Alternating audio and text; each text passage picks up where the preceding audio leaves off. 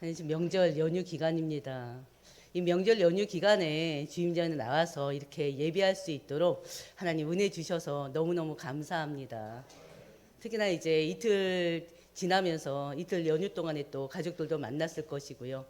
또 이렇게 부모님들 만나시고 그다음 형제 자매들 만나서 많은 대화도 나누고 했을 텐데 항상 우리는 어느 곳에 있든지 누구와 있든지 우리 안수집사님 기도하셨던 것처럼 빛과 소금의 역할을 감당할 수 있어야 됩니다. 그렇죠?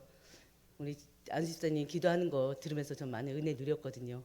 그렇죠? 배려하는 자들이 되셔야 되겠죠. 특히나 믿음의 본이 되는 자들이 되셔야겠죠. 그래서 우리가 항상 어디에 있든지 예수님의 그 향기를 정말 늘 말씀드리지만 향기가 풍겨나도록 그런 믿음의 사람이 됐으면 합니다. 올 한 해 동안 이제 계속적으로 우리가 내 입을 크게 열라 해요.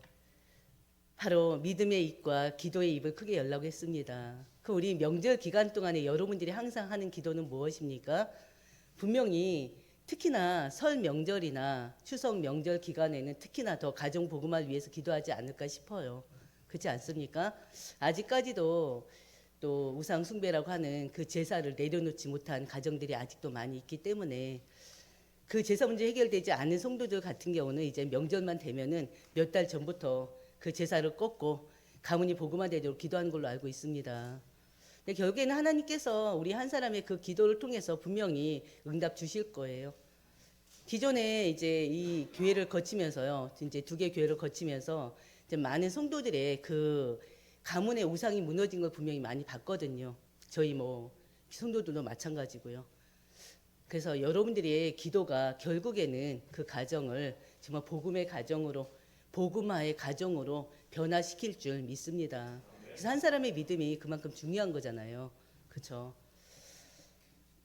보통 추석 명절, 설 명절, 그 명절 같은 바로 이 세시 풍속이 지금 많은 변화를 지금 겪고 있습니다. 많은 변화가 지금 시도되고 있어요.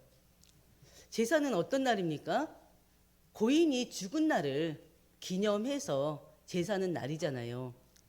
죽은 날에 제사 지내는 건데 바로 이 차례는 한 사람뿐만이 아니라 그 가문에 지금 돌아간 모든 그 선대들을 놓고 기도하는 선대들 놓고 지내는 제사잖아요. 그래서 명절에는 특히나 그 고인에 대한 모든 조상들을 대상으로 제사를 지내고 있습니다.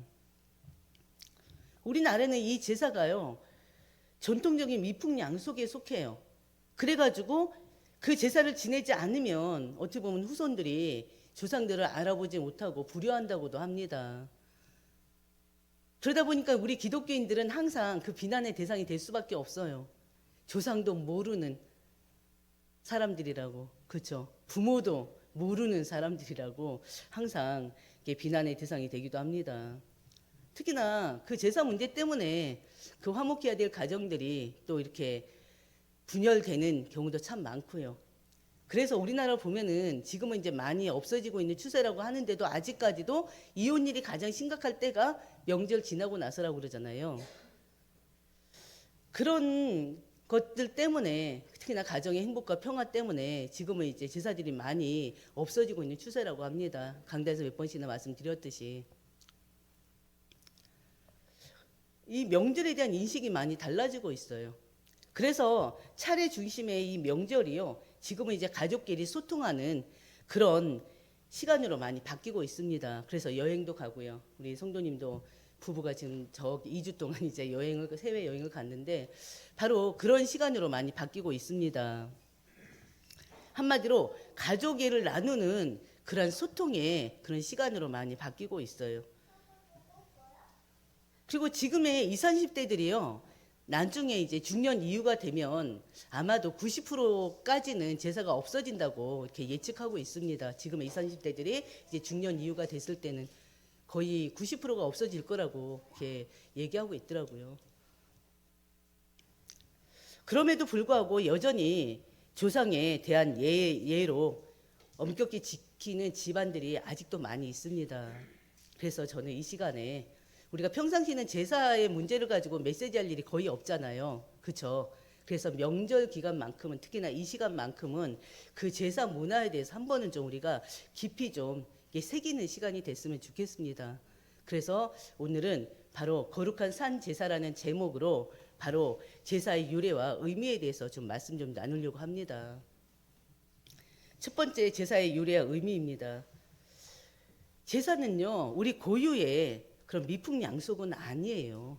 여러분도 뭐 아시고 있지만, 특히나 강좌에서 몇 번씩이나 말씀드렸던 것처럼 13세기 이후에 왕가의 강요에 의해서 생겨난 유교의 한 풍속이었습니다. 중국 송나라 때요, 주작을 만든 주자, 바로 주의라는 학자가 처음으로 시작한 것이 계기가 돼가지고 지금까지 오고 있습니다. 그리고 또 이 제사는요, 본래 부모에게 제사를 지낸 것이 아니었어요. 처음에는 황제에게 제사를 지냈던 것이고요. 그것도요, 특별한 많은 업적을 남긴 황제에게만 지냈던 것이 유래가 됐다고 합니다. 나중에는요, 제후들도 따라 지내면서요, 평민들까지 조상에게 제사를 지내게 됐다고 합니다. 이 제사는요, 유교의 기본 덕목 중에 하나인 효에서 비롯된 것이에요. 그래서 처음에는 죽은 자를 위한 그런 제사 행위가 아니었다고 합니다. 바로 살아계신 부모님께 효에 대한 예로 행한 의식이 바로 제사였대요. 제사 문화였대요. 근데 이 제사 문화가요, 지금까지 이어온 것은요, 이 조상이 후손을 지켜주고 복을 준다는 그런 기복 사상에서 지금 시작된 것입니다. 그리고 그 기복 사상 때문에 지금까지도 이 제사를 완전히 다 내려놓지는 못하고 있습니다.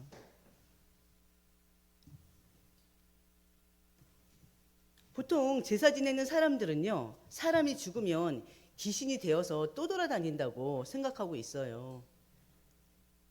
그래서 이 조상 귀신을 잘 모셔야지 집안이 잘 된다고 생각합니다.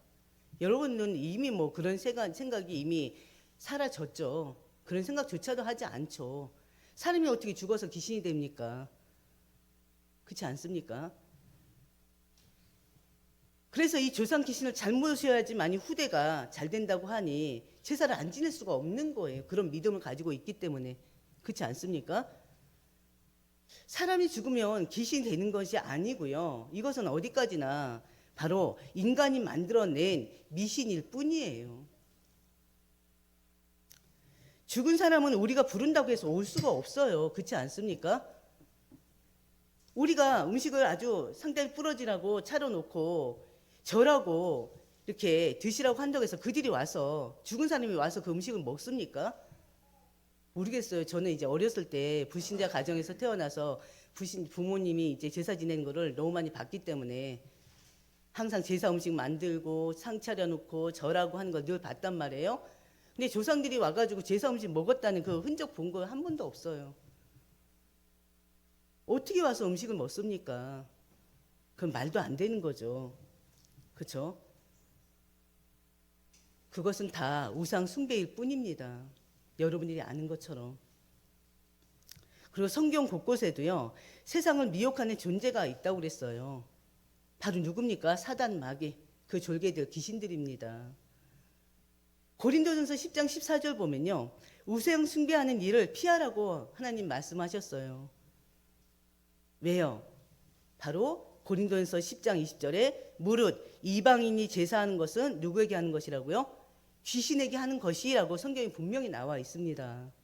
이방인이 제사하는 것은 바로 그 조상들에게, 어머니 아버지에게 하는 것이 아니라 귀신들에게 하는 것이다.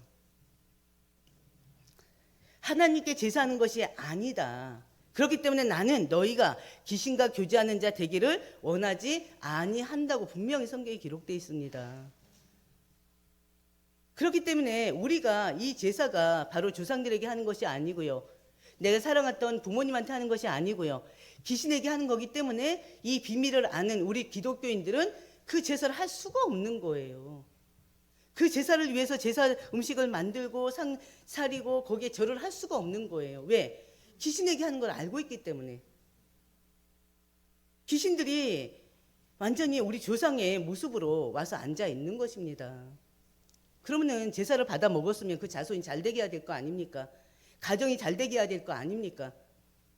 근데요, 확률적으로 제사 지내는 집마다 아니면 제사 지내기 몇 달 전부터 사건, 사고들이 엄청나요. 그렇기 때문에 우리는 그 비밀을 알고 있기 때문에 제사를 금하려고 하는 것이고요. 그 가문의 제사가 없어지기를 기도하고 있는 것입니다. 그럼 저희 같은 경우는 저희 가정 같은 경우는 지금 3대째 기독교 집안이고 또 여태까지 제사를 모르는 집안이란 말이에요. 그래서 저주 재앙 받았습니까? 그 후손들이 그 조상들이 와서 우리 가정을 어떻게 해코지했냐고요. 아니요. 다 그걸 만들어낸 거라니까요. 그래서 중요한 것은 우리가 이 제사에 대해서 정확하게 알고 이제는 아직까지 해결되지 못한 그 가문의 제사 문제를 놓고 진짜 기도해야 됩니다. 그 제사가 완전히 무너지게 해달라고. 오히려 그 가정이 복음이 증거되고 가정이 복음화되어서 완전히 항상 제가 축도 때마다 기도하잖아요. 복음의 명문 가문이 되게 해달라고 기도하시길 바랍니다.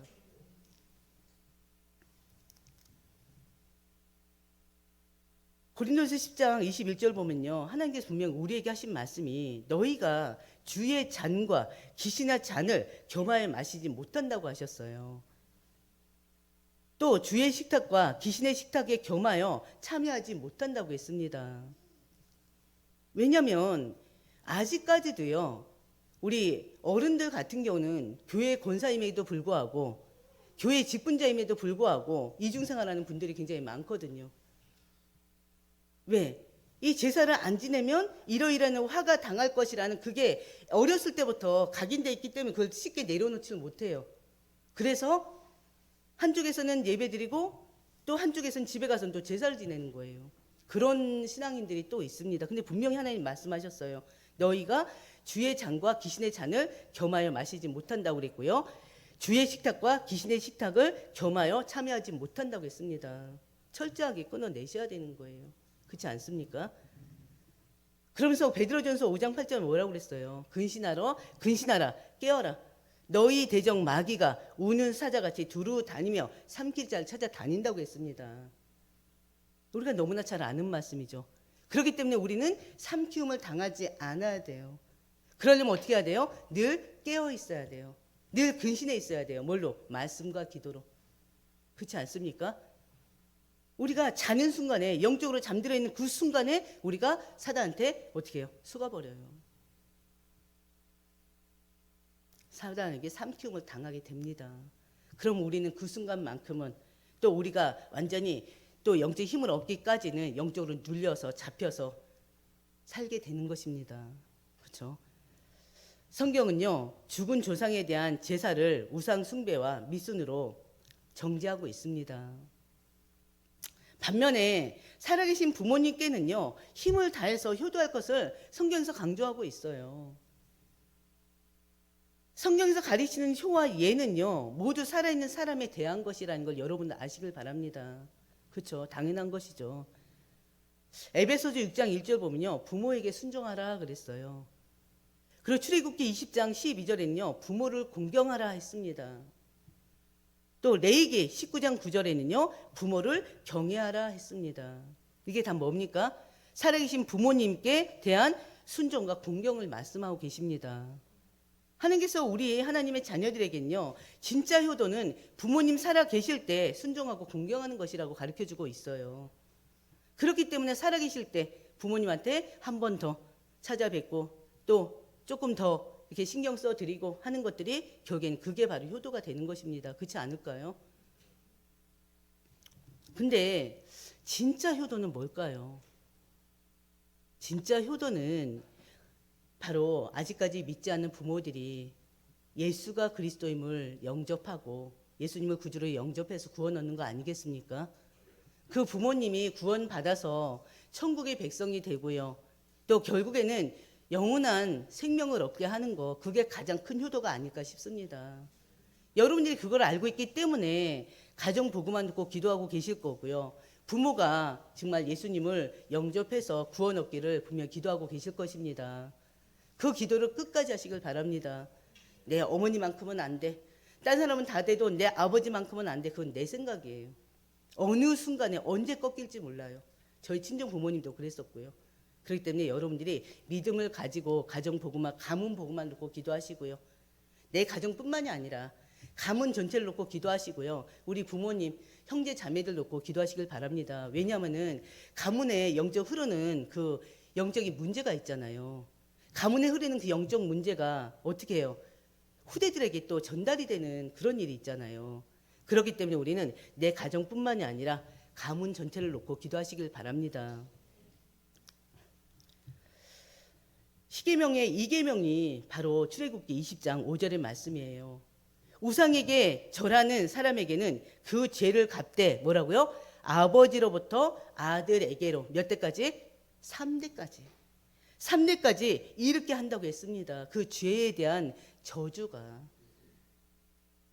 그 죄에 대한 하나님의 진노가 3대까지 이르게 한다고 그랬어요. 아버지로부터 아들까지. 근데 반면에 하나님의 계명을 지키는 자에게는 몇 대까지요? 1000대까지. 하나님의 계명을 지키는 자에게는 1000대까지 하나님이 은혜를 베풀겠다는 거예요. 그럼 여러분은 그 1000대를 어떻게 생각하고 계십니까? 우리 인간 1000년 사는 때가 아니죠. 1000년 살지는 않잖아요. 바로 계속 그 자식으로부터 자식에게 계속 하나님께서 그 믿음의 열매를, 그 믿음의 그 축복을 1000대까지 베풀겠다는 것입니다. 은혜를. 신명기 11장 26절에서 28절 보면요. 하나님의 명령을 들으면 복이 된다고 그랬어요. 그러나 다른 우상신을 섬기면 저주를 받게 된다고 분명히 성경에 말씀이 있습니다. 우리는 뭘 믿습니까? 하나님 말씀, 성경 말씀이 하나님 말씀인 걸 믿잖아요. 그 성경 말씀에 신명기 11장 26절 28절에 분명히 또 있습니다. 하나님의 명령을 들으면 복이 된다. 그러나 다른 우상신을 섬기면 저주를 받게 된다고 분명히 말씀하고 계십니다. 그렇기 때문에 우리는 하나님 외에 다른 신들은 다 버리시길 바랍니다. 그러면서 또 우상, 하나님보다 더 사랑하는 것은 다 버리시길 바랍니다. 하나님께서는요, 하나님만 바라보길 바라시고요. 하나님만 믿으시길 바라시고요. 하나님만 찾길 원하셔요. 하나님이 질투하신 하나님이잖아요.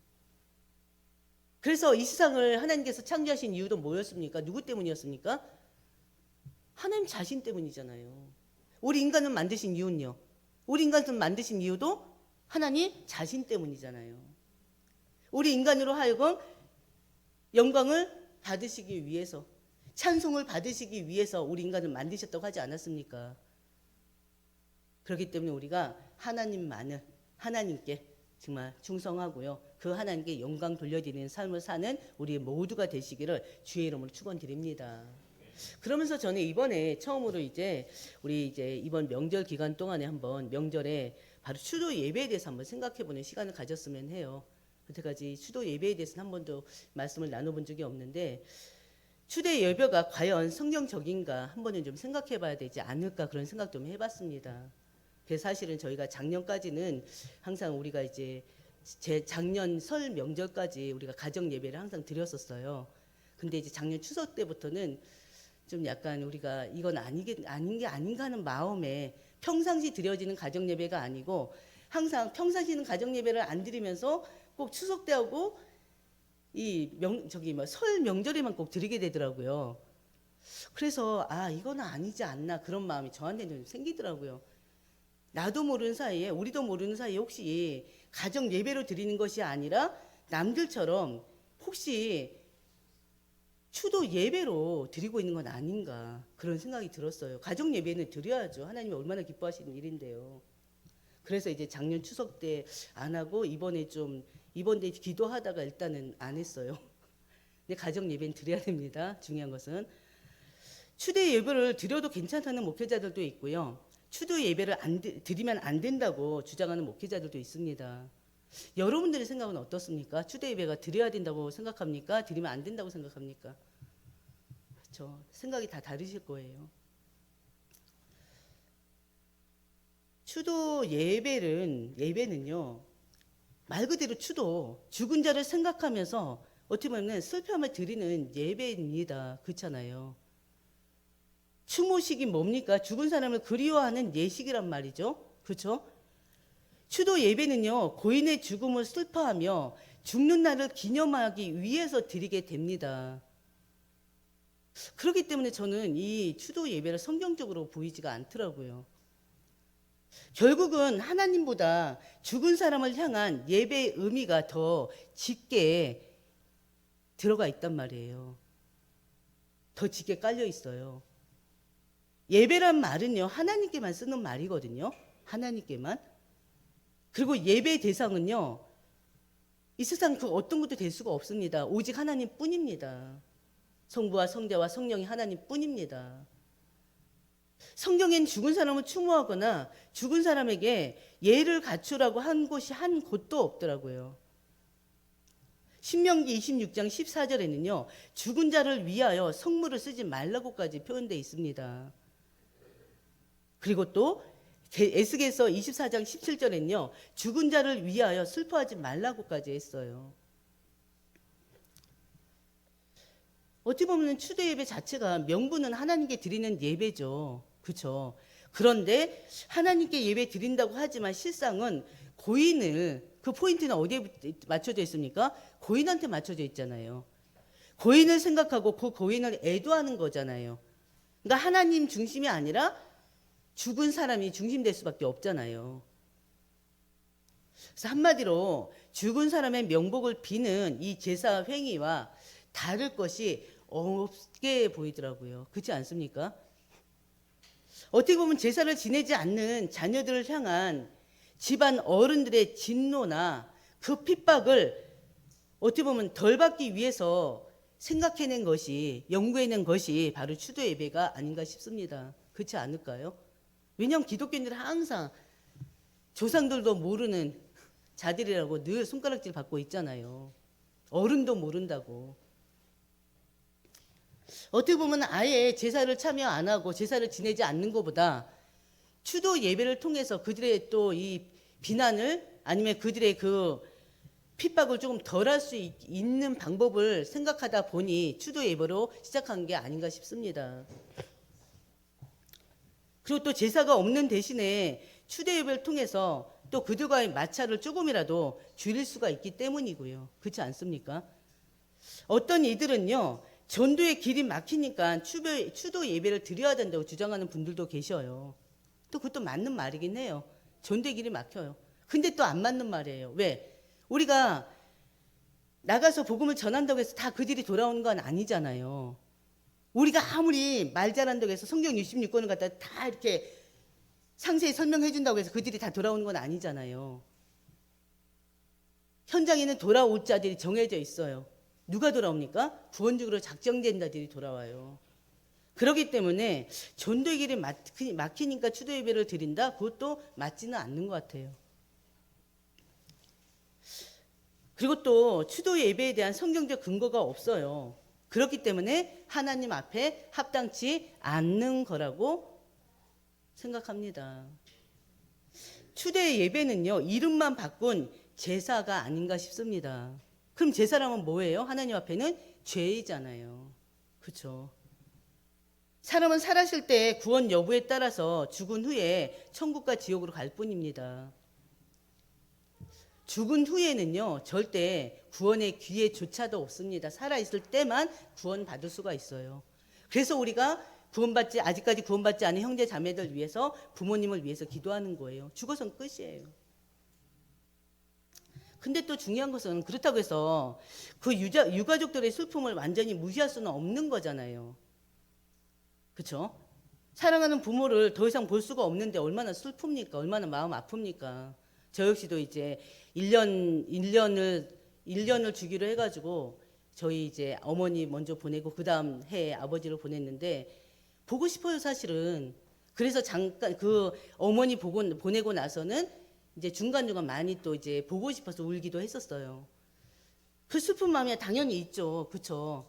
그리고 또 특히나 사랑하는 자식을 보내거나 진짜 사랑하는 배우자로 보냈을 때 그 상처는 이루 말할 수 없다고 합니다. 그 어떤 게 비교할 수가 없다고 합니다. 그들은요 평생 아픔을 가지고 사는 거예요. 그렇죠? 자식 잃는 상처를 가지고 사는 거예요. 그렇기 때문에 어떻게 보면은 그 유가족들의 그 슬픔을 우리가 무조건 무시할 수는 없어요. 그래서 그 유가족들의 그 슬픔이 사라질 때까지 가족들이 모여서 함께 추도 예배 드려주는 거 너무나 중요합니다. 근데 그게 길게 되면 좀 잘못하면 그것 또한 추도 예배가 제사 의식이 돼버리는 거죠. 한 2, 3년 정도로 적당히 보고 있어요. 2, 3년 정도는 그 아픔이, 그 슬픔이 사라지는 기간 동안에는 다른 가족들이 함께 위로도 해주면서 추도 예배로 그 슬픔을 이렇게 하나하나 잊어가게 만드는 것도 중요하다고 생각합니다. 근데 요즘엔 또 과학이 너무 발달돼가지고 여러분 아시죠? AI를 통해서 어때요? 죽은 사람의 목소리를 막 살려내고 있고요. 죽은 사람의 모습을 갖다 또 이렇게 만들어내고 있잖아요. 과연 그게 맞을까요? 잘 모르겠어요, 그거는. 그래서 예배 자체는 하나님께서도 기뻐하는 일입니다. 그래서 추석 명절 기간 동안이나 설 명절 기간 동안에 하나님께 드려지는 가정 예배 하나님 기뻐 받으셔요. 근데 중요한 거 그게 추도 예배가 돼서는 안 된다는 것입니다. 여러분들 가정 예배 드리시나요?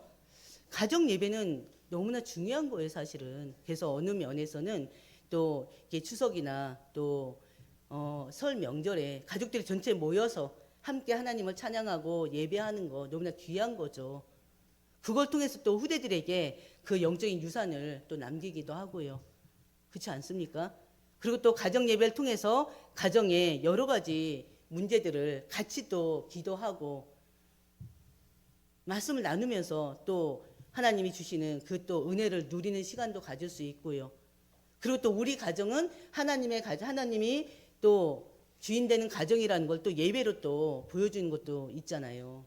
그렇기 때문에 어떻게 보면 가정 예배는 너무나 중요한 것입니다. 그러나 그것이 바로 설 명절에만 아니면 추석 명절에만 드려지는 추도 예배가 돼서는 안 된다는 것입니다. 가정 예배 자체는 하나님이 굉장히 기뻐 받으시는 거예요. 그래서 어떻게 보면은 가정이 1년에 뭐 몇 번씩 정해놓고 가정 예배 드리는 것도 부모님과 자식들이 함께 가정 예배 드리는 것도 너무나 좋은 일이라고 생각합니다. 그러나 우리는 바로 세 번째요. 하나님에 대한 성도로서의 자세가 중요합니다. 바로 그 자세가 어떤 자세냐? 바로 거룩한 산 제사를 드리는 삶이 되어야 된다는 것입니다.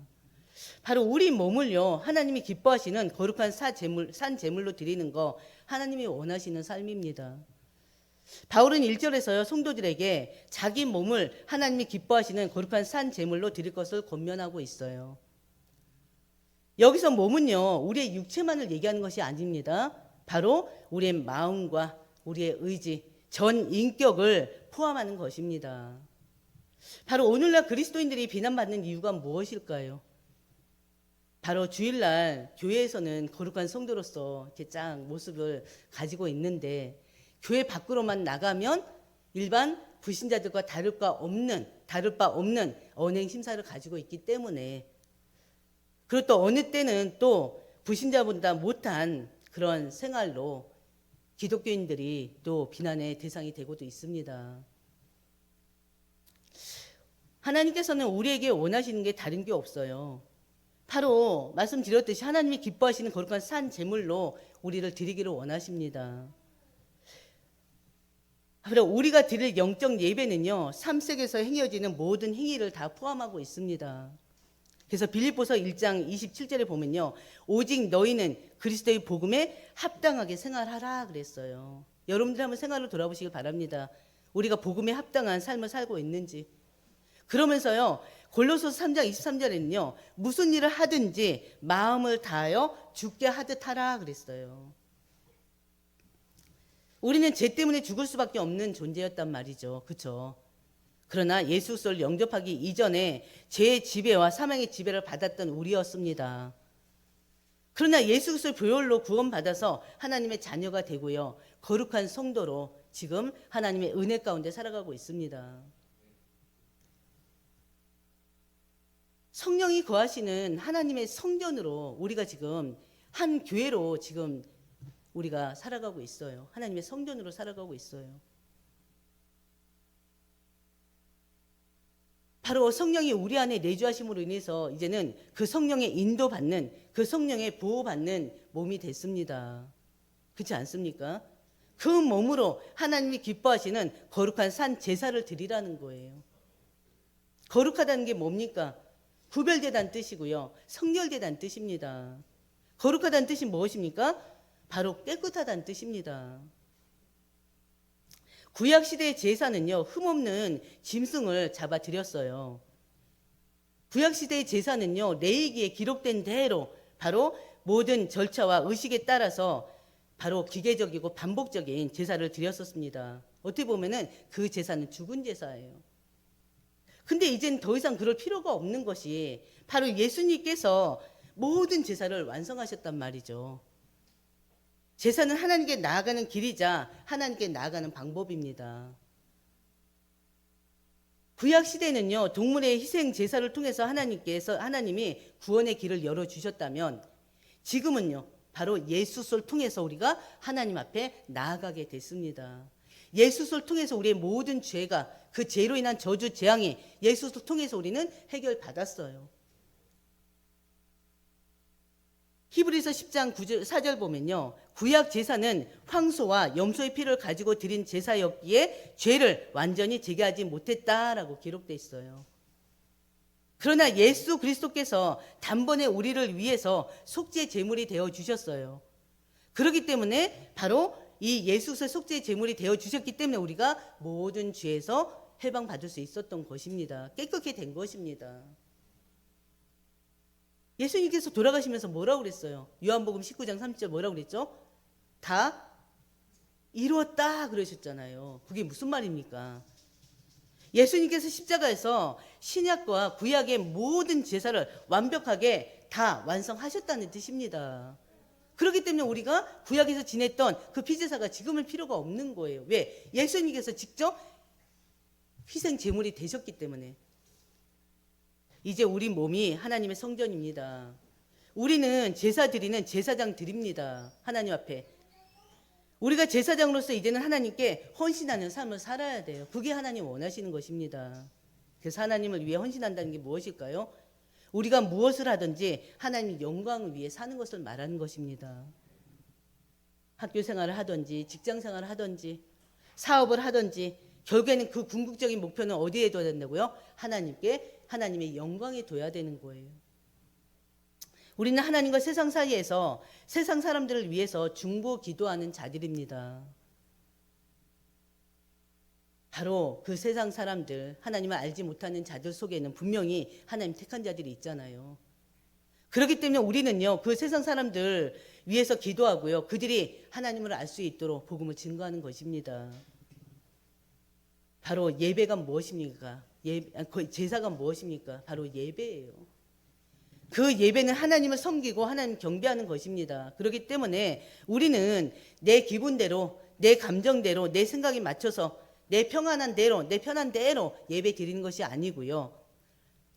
우리의 삶 전체가 바로 거룩한, 바로 산 제사가 되게 하는 그런 삶을 살아야 되는 것입니다. 그 방법이 바로 뭐냐면요, 2절에 2세대를 본받지 말라는 것이에요. 그러면 2세대를 본받지 말라는 건 무엇입니까? 뭐를 바라보라는 거예요? 위의 것을 보라는 것입니다. 영원한 것을 바라보라는 것입니다. 2세대란 뭘까요? 2세대란 하나님이 없는 죄악된 세상을 말합니다. 세상의 권위와 권력과 돈 등 인간이 바로 악한 풍습과 타락한 생활 방식을 쫓아 사는 것, 이게 바로 세대를 본받는 거예요. 그래서 갈라디아 1장 4절에는요, 그리스도께서 이 악한 세대에서 우리를 건지시려고 우리 죄를 위하여 자기 몸을 들이셨다 그러셨어요. 이 세대를 가리켜서 악한 세대라고 분명히 말씀하고 계십니다. 이 세대를 본받지 말라는 거예요. 우리가 예전에는 하나님 만나기 전에는 죄된 생활을 할 수밖에 없었어요. 왜? 죄악된 삶 속에 있기 때문에, 사단의 종노릇 삶을 살 수밖에 없기 때문에, 죄의 근성, 죄의 본성 그대로 가지고 있었기 때문에. 그러나 예수님께서 우리 죄를 위하여 자기 몸을 드렸잖아요. 그렇기 때문에 이제는 이 세대를 본받기보다는 바로 이제는 영적으로 새롭게 되는 그런 삶을 살라는 것입니다. 세상에서 중요시하는 권력과 명예, 거기에 가치를 두지 말라는 거예요. 당연히 필요하죠. 권력 필요하지 않겠습니까? 명예 필요하지 않습니까? 돈 필요하지 않습니까? 다 필요해요. 근데 그것이 기준이 되면 안 된다는 거예요. 그게 하나님보다 우선되면 안 된다는 것입니다.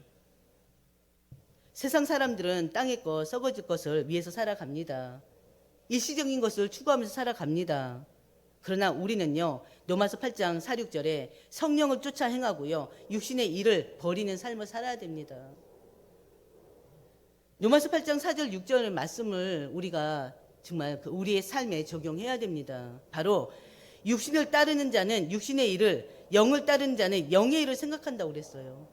육신의 생각은 뭐라고 그랬습니까? 육신의 생각은 사망이지만 영의 생각은 생명과 평안이라고 그랬습니다. 육신의 생각은 하나님과 원수가 되는 건데요, 육신에 있는 것들은 하나님을 기쁘게 할 수 없다고 그랬어요.